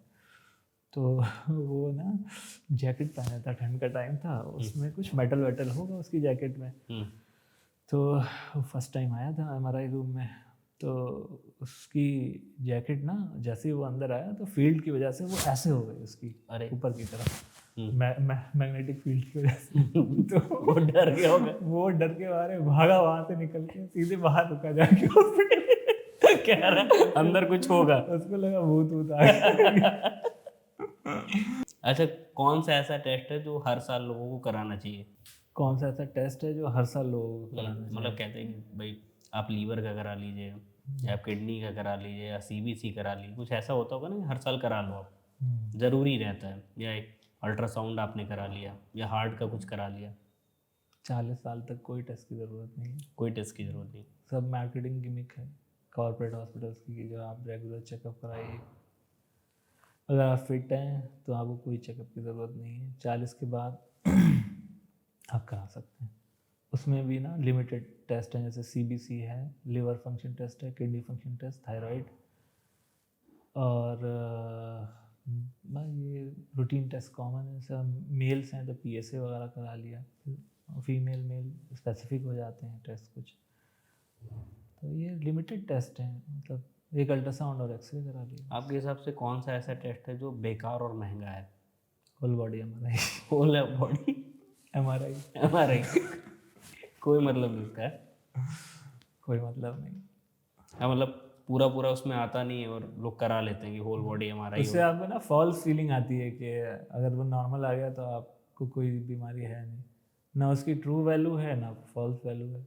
किसी भी टेस्ट की ना 2 वैल्यूज होती हैं कि भाई अगर वो नेगेटिव है तो उसकी किसी टेस्ट की नेगेटिव वैल्यू ज़्यादा होती है, किसी टेस्ट की पॉजिटिव वैल्यू। जैसे मैं बताऊँ आपको, सीटी कोरोनरी एंजियोग्राफी है। आजकल आपने देखा होगा कि यंग मेल्स में, यंग लोगों में सडन हार्ट डेथ हो जा रही है कि अचानक से बैठे हुए थे बाथरूम में या कहीं पर और हार्ट अटैक पड़ा और डेथ हो गई। उसके लिए 40 के बाद ना लोग सीटी कोरोनरी एंजियो करा सकते हैं। तो उसकी नेगेटिव वैल्यू बहुत है कि अगर वो नॉर्मल है तो इसका मतलब आपकी कोरोनरी आर्टरीज नॉर्मल है। अगर सर आपको एक दिन का हेल्थ मिनिस्टर बना दिया जाए तो आप क्या फैसले लेंगे? सबसे पहले तो मैं हेल्थ एजुकेशन का जो प्राइवेटाइजेशन है उसको बंद करूँगा। रीजन बंद करने का? उसका रीज़न ये है कि हेल्थ एजुकेशन ट्रीटमेंट को आप प्राइवेटाइज नहीं कर सकते। इसके पीछे जैसे फॉर एग्जांपल मैं बताऊँ आपको कि किसी ने अपने 4 से 5 करोड़ रुपए लगाए डॉक्टर बनने के लिए, और वो डॉक्टर बना, तो वो चाहेगा कि उसके जो भी पैसे हैं वो रिकवर हों जितनी जल्दी हो सके। हम्म। तो उसमें क्या होगा कि अनएथिकल प्रैक्टिस होगी कि कहीं पर आपको नहीं करना है प्रोसीजर, कहीं ऑपरेशन नहीं करना है, आपको पता है कि इसमें आपका नुकसान है, पर आपने मान लिया प्रोसीजर है उसमें आपके 50,000 रुपये आपके करेंगे तो फीस आएगी, आपका हॉस्पिटल को फ़ायदा होगा, आपको नहीं करने से, लेकिन पेशेंट के लिए वो नहीं करना ज़्यादा बेटर है। तो आप अपने आप को रोक नहीं पाएंगे, बायस हो जाएंगे, आप उस तरफ ड्रिफ्ट हो जाएंगे, और वो अल्टीमेटली पेशेंट के लिए या इन जनरल पूरी पॉपुलेशन के लिए गलत है। हार्मफुल होगा। आपको इंटरेस्टिंग चीज़ बताऊँ, ये प्राइवेटाइजेशन ऑफ एजुकेशन क्यों हुआ, क्योंकि ये भी एक वो है, साइड इफ़ेक्ट है। गवर्नमेंट जो मेडिकल कॉलेजेस हैं उसकी इनएफिशिएंसी की वजह से, या उन्होंने सीटें अपने खुद से नहीं बढ़ा पाए पॉपुलेशन ग्रोथ के हिसाब से, तो उन्होंने अलाउ कर दिया प्राइवेट एजुकेशन के हिसाब से कि वो हो जाए, इसलिए। और दूसरा जो मैं फ़ैसला लूँगा वो मैं ये लूँगा कि जो ट्रीटमेंट है वो सबका इंश्योर्ड हो। आयुष्मान योजना बहुत अच्छी है, मैं बहुत तारीफ़ करूँगा गवर्नमेंट की। तो ऐसा होना चाहिए कि वो सबके लिए होना चाहिए, ताकि कोई भी आदमी वो बिना ट्रीटमेंट के ना उसकी डेथ हो, ना मरे। मतलब सबको इलाज मिलना चाहिए। उससे क्या है कि ना आपका सेटिस्फैक्शन, फैमिली का सेटिस्फैक्शन बढ़ता है। कई बार डेथ हो जाती है किसी की, लेकिन लोगों में ये लाइफ लॉन्ग वो रह जाता है कि यार हमारे पास अगर पैसे होते तो हमने इलाज करा लिया होता या अगर हमारा इलाज हो गया होता तो हमारा मरीज़ बच गया होता। तो ये दो चीज़ें हैं। बहुत बढ़िया चीज़ सर, और बहुत अच्छी सोच है आपकी। लोग कर नहीं पाते ये चीज़, सही कह रहे हैं। कई बार रहता है कि भाई थोड़ा सा अगर फैमिली उस समय वेल सही है, बाद में अगर बिगड़ गई तो उसका आयुष्मान कार्ड ही नहीं, तो फिर वो करा नहीं पाता है। ये दिक्कत तो रहती है। ये आयुष्मान की वजह से बहुत अच्छा हो गया है, बहुत लोग करा पा रहे हैं इलाज। कुछ रैपिड फायर हैं, उसमें आपको हाँ या ना के जवाब देने हैं। भारत में हेल्थ केयर महंगा है? मतलब कंपेयर टू अगर आप अदर कंट्रीज करेंगे तो सस्ता है, ओके। लेकिन इंडिया में बहुत सारे गरीब बट गरीबी ज़्यादा है। इंडिया पॉपुलेशन के हिसाब से अगर हम लोग देखें, हाँ, तो बहुत लोगों के लिए वो जो सस्ती चीज़ भी अफोर्डेबल नहीं है। मतलब हर चीज़ का जो वैल्यूएशन है वो लोगों के पॉकेट के हिसाब से होती है। जैसे अगर लोगों की कोविड के बाद से ना लोगों की इनकम नहीं बढ़ी, तो जो ट्रीटमेंट्स हैं ना लोगों को महंगे लगने लगे। पैसे ही नहीं थे, जब कोविड के टाइम तो लोगों के पास पैसे ही नहीं थे, लोग इलाज ही नहीं करा पा रहे थे, सही बताऊँ तो। लेकिन फिर भी अगर ओवरऑल अक्रॉस द वर्ल्ड अगर आप देखेंगे तो इंडिया में वन ऑफ द सबसे सस्ता ट्रीटमेंट है। तो ना कहा जाए इसे। हाँ ओके। क्या मेडिकल एजुकेशन का स्तर गिर रहा, हाँ या ना? हाँ, गिर रहा आपके हिसाब से? Reason? One of the reason यही है, प्राइवेटाइजेशन का। ओके। प्राइवेटाइजेशन।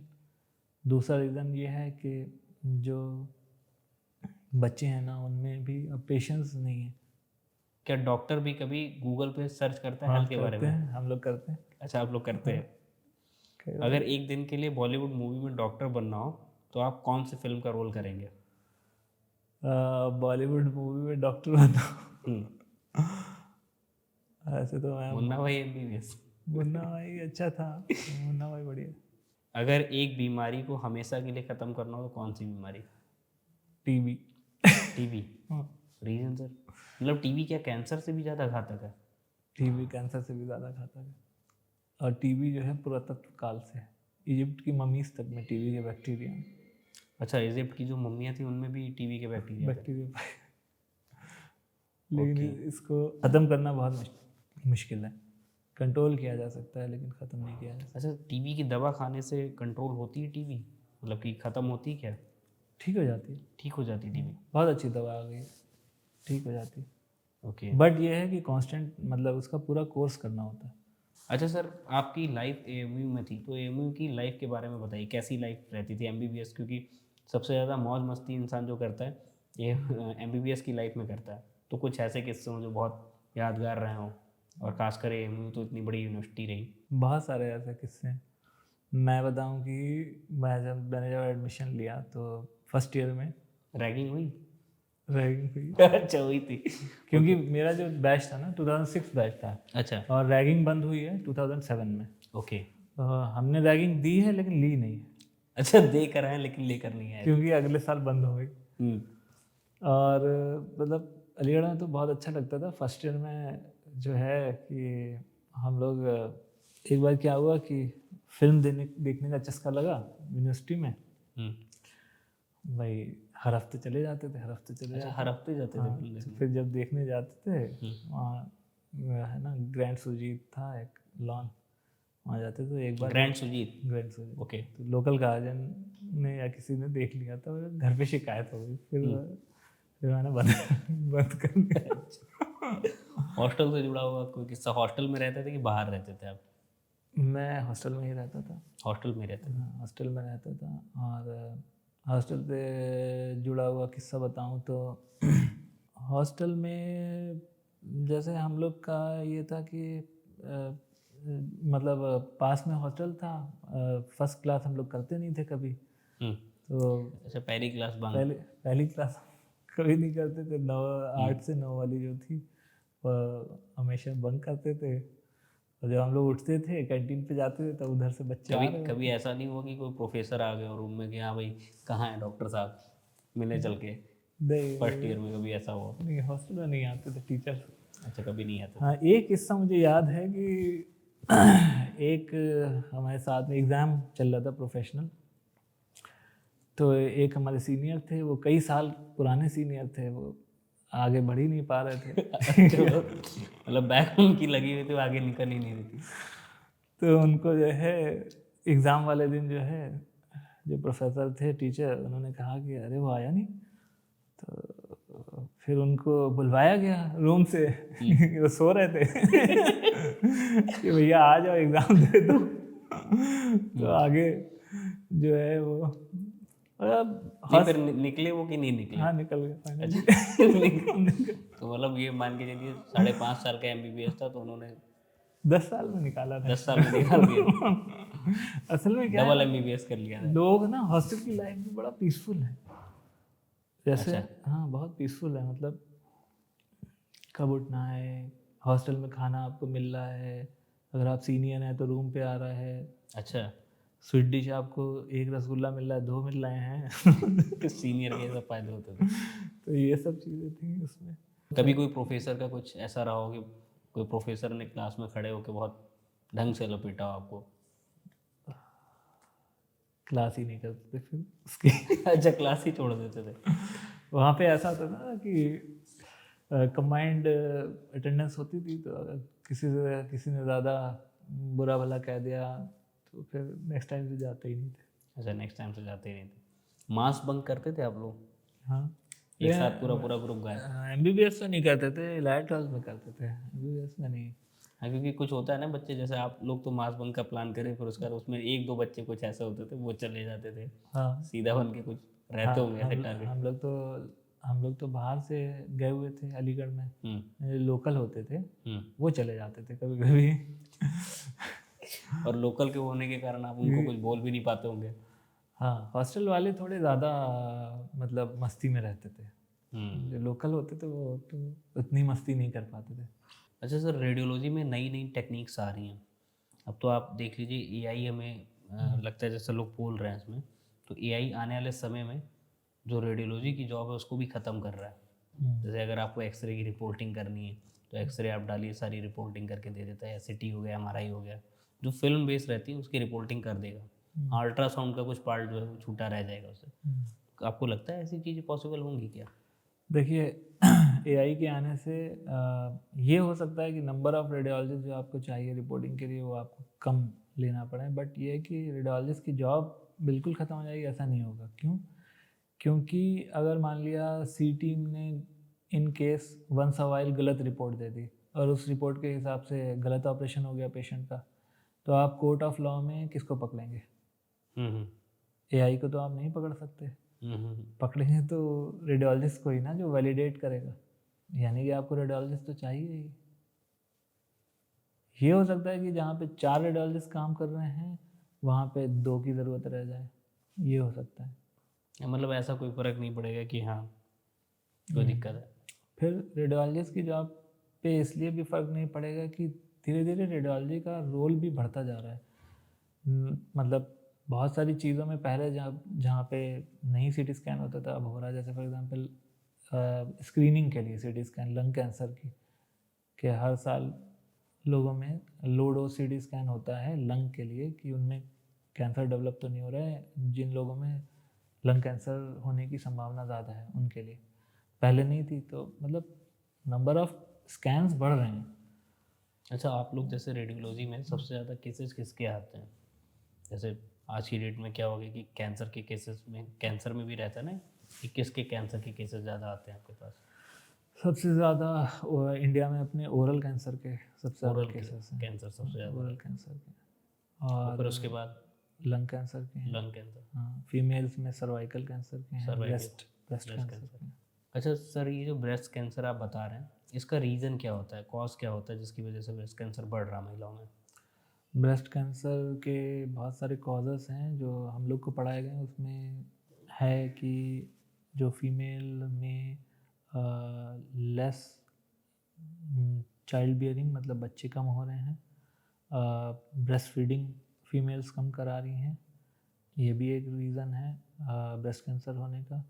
तीसरा, अच्छा मान लीजिए कभी कभी ये भी होता है कि किसी का बेबी हुआ, ठीक है, उसने डे 1 से ही दूध नहीं पिया माँ का, या फीडिंग नहीं करी, तब उस केस में क्या होगा? डे 1 से नहीं की तो डे 2 पे कराइए। मतलब ऐसा नहीं है कि जिसने अगर स्टार्टिंग में नहीं करी वो बाद में नहीं करेगा, बच्चा ब्रेस्ट फीड करेगा। Okay okay there is only lack of technique नहीं हम लोग को पता है। ओके ओके ओके, बट ये कराना ज़रूरी कराना रहता है। ज़रूरी है, ब्रेस्ट फीड बहुत ज़रूरी है। फीमेल्स यूजुअली इसलिए नहीं करा पाती हैं कि वो वर्किंग हैं या उनका लाइफस्टाइल जो है वो डिफरेंट है, तो इस वजह से नहीं करते हैं। बट इससे कहीं ना कहीं ब्रेस्ट कैंसर प्रिवेंट होता है। ओके, ब्रेस्ट फीडिंग एक आपने बताया, और क्या क्या चीज़ें बताई? न्यूट्रिशन है, ओके ओबेसिटी है, मोटापा फीमेल्स में, वो भी एक रिस्पॉन्सिबल रहता है इसके लिए। फिर जो पोल्यूशन है, ओके बहुत सारी चीज़ें। लेकिन ब्रेस्ट कैंसर में सबसे इम्पॉर्टेंट है अर्ली डायग्नोसिस, क्योंकि ब्रेस्ट कैंसर का ट्रीटमेंट बिल्कुल 100% पॉसिबल है अगर आपकी डायग्नोसिस जल्दी हो जाती है। तो ये कैसे पता करेंगे, सिम्टम्स क्या रहते हैं? सिम्टम्स सिंपल है कि आपको डेली ब्रेस्ट सेल्फ एग्जामिनेशन करना है। जितनी भी फीमेल्स हैं सोते टाइम ब्रेस्ट सेल्फ एग्जामिनेशन करना है, उसमें आपको ब्रेस्ट को पैल्पेट करना है। वो आप यूट्यूब पे जाएंगे, आपको उसका टेक्निक है वो आपको पता चल जाएगा। जब भी आपको कोई भी ब्रेस्ट में गांठ महसूस हो, आप तुरंत उसको दिखाएं अपने डॉक्टर को। अगर वो गांठ अल्ट्रासाउंड में आती है या एक्सरे में आती है और लगता है डॉक्टर को कि ये सस्पिशियस है, तो उसकी बायोप्सी ली जाती है। बायोप्सी के बाद कंफर्म होता है, फिर ट्रीटमेंट हो जाता है उसका। अच्छा, क्या ड्रेस की वजह से भी होता है वुमेन्स में ब्रेस्ट कैंसर? ड्रेस की वजह हाँ, नहीं, जैसे ड्रेस की वजह से नहीं, जैसे होता है कि जो ब्रा यूज़ करती हैं उसकी वजह से भी होता है क्या ब्रेस्ट कैंसर? ये मिथ है? नहीं मिलता है। ओके, रहता है कि नाइट में अगर आप ब्रा पहन के सो गए तो उसकी वजह से भी ब्रेस्ट कैंसर हो सकता है? नहीं, ये मिथ है, इससे कोई बेस्ट ड्रेस से कोई वो नहीं है। अच्छा, जो नई जनरेशन आ रही है, आपके जो जूनियर्स हैं, उनको क्या मैसेज देना चाहेंगे? स्ट्रेस मत लो लाइफ में, ठीक है, जो भी होना है वो होगा। और पहले MBBS 10 साल में निकले यार। हाँ, स्ट्रेस मत लो भैया, ठीक है। MBBS कंपटीशन निकालने का बहुत वो नहीं है। अगर नहीं भी हो रहा है तो ठीक है, तब भी कूल रहो, चिल रहो। लाइफ में ना बहुत सारी चीज़ें हैं। दूसरे अपने पर्सनल माइंड पे और बॉडी पे वर्क करो, क्योंकि यही सबसे ज़्यादा साथ देगा आपका। यही दो दोस्त हैं आपके जो आगे भी आपके काम आएंगे। बाकी फैमिली है, फ्रेंड्स हैं, सब चीज़ का सबका अपना अपना वो है। सबको इम्पोर्टेंस देना चाहिए हम लोगों को। लेकिन हाँ, स्ट्रेस नहीं लेना चाहिए लाइफ में। स्ट्रेस लेके कुछ नहीं मिलना है। कभी कोई आपसे मिलना चाहता हो, कुछ प्रॉब्लम बताना चाहता हो, कोई पेशेंट हो आना चाहता हो, हाँ तो कहाँ मिल सकता है आपसे? बिल्कुल, मैं चंदन हॉस्पिटल में रहता हूँ 9 to 5 डेली, और उसके बाद इवनिंग में 6 to 8 मेरी क्लिनिक भी रहती है इंदिरा नगर में, टारगेट डायग्नोस्टिक्स के नाम से। टारगेट डायग्नोस्टिक के नाम से? Target diagnostics. ओके ओके, ठीक है सर, बहुत बढ़िया लगा। और इस पॉडकास्ट के माध्यम से आप किसी ऐसे जो लोग देख रहे हैं जिनको हेल्थ इश्यूज़ हैं, उनको कुछ मैसेज देना चाहेंगे? जितने भी पेशेंट्स हमारे स्पेशली जो कैंसर के पेशेंट्स हैं जो अपनी उनका कैंसर नहीं ठीक हो सकता, वो पैलिएशन ट्रीटमेंट पे हैं, जिनकी लाइफ वो है, तो मैं उनसे यही कहूँगा कि अपना आप अकेले नहीं हैं, आपके तरह बहुत सारे लोग हैं और आपसे आपके डॉक्टर, जो आपकी फैमिली, हम सब लोग आपके साथ हैं। आप बिल्कुल नहीं घबराइए, जो भी फ़ाइट है कैंसर की वो मिल के लड़ी जाएगी, हम सब साथ में लड़ेंगे। आप अपनी बिल्कुल नॉर्मल लाइफ जो भी आपको करना है वो करिए, ये मेरा उनके लिए मैसेज रहेगा। बहुत बहुत धन्यवाद सर, आप समय निकाल के हमारे पॉडकास्ट में आए। ठीक, और थैंक सबसे बड़ी बात है कि ऐसी जानकारी थी जो लोगों के पास थी नहीं, इंटरवेंशनल रेडियोलॉजी के बारे में लोगों को नॉलेज ही नहीं है कि क्या है क्या नहीं रहा। उम्मीद करते हैं इस पॉडकास्ट से लोगों को पता चलेगा कि क्या ये टेक्नोलॉजी और कैसे इससे आगे बढ़ के हेल्थ बीमारियों को सही करा जा सकता है। Thank you sir. बहुत बहुत धन्यवाद वैभव, और इस पॉडकास्ट का और जो भी इस पॉडकास्ट से जुड़े लोग हैं सबका, और इस पॉडकास्ट के माध्यम से जो भी हमने आज डिस्कस किया है कि पहली बात तो कि इंटरवेंशनल रेडियोलॉजी क्या है, इसके क्या फ़ायदे हैं, और इससे कैसे जटिल बीमारियों का जो समस्याएं हैं उनको हम कैसे निपट सकते हैं बिना, बहुत सिंपल वे में, बिना चीरे बिना टाके के, बिना जनरल एनेस्थीसिया के। तो मैं चाहूँगा कि आप लोग इस पॉडकास्ट को ज़रूर देखें, और धन्यवाद।